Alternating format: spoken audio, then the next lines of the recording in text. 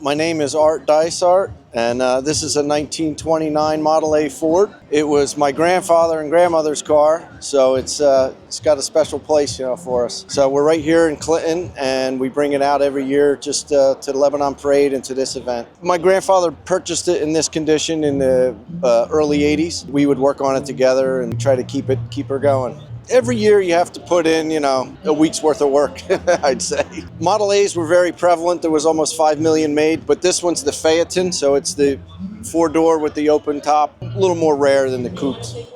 My name's Jesse, and this is a 68 Buick Riviera. Started as a red car, and it ended as this. I call it Cosmic Debris. I painted it in the garage, and it's kind of a throwback 1970s vibe. They call it Endless Line, and it's all airbrush in between. My wife and I, when we picked it up, it was all red, like I said. We drove it for a while. We wound up switching all the panels to the multicolored in thoughts that we were going to, take it to the next level and fix it up and paint it one color. But, just car needed so much, so we figured we'd just have fun with it instead.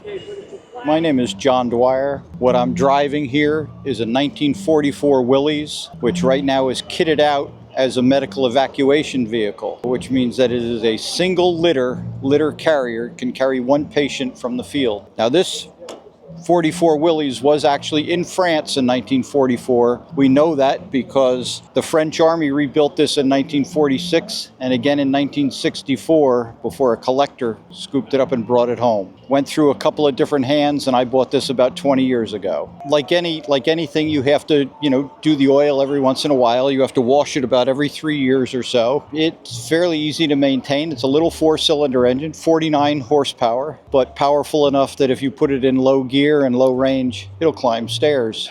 In fact, if you put it in a house, it'll climb up to the second floor. I do car shows. I do programs on the Army medic in France in 1944. I'll do every parade here in Clinton, so the Christmas parade, St. Patrick's Day. Willys built the first SUVs.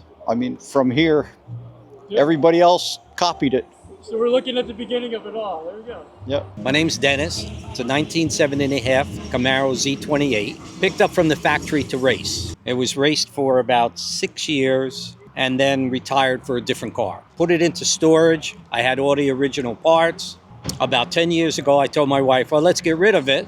And my wife said, why don't you have everything? Just put it back together. And there it is. How was it as a racing vehicle? As a Z28, terrible.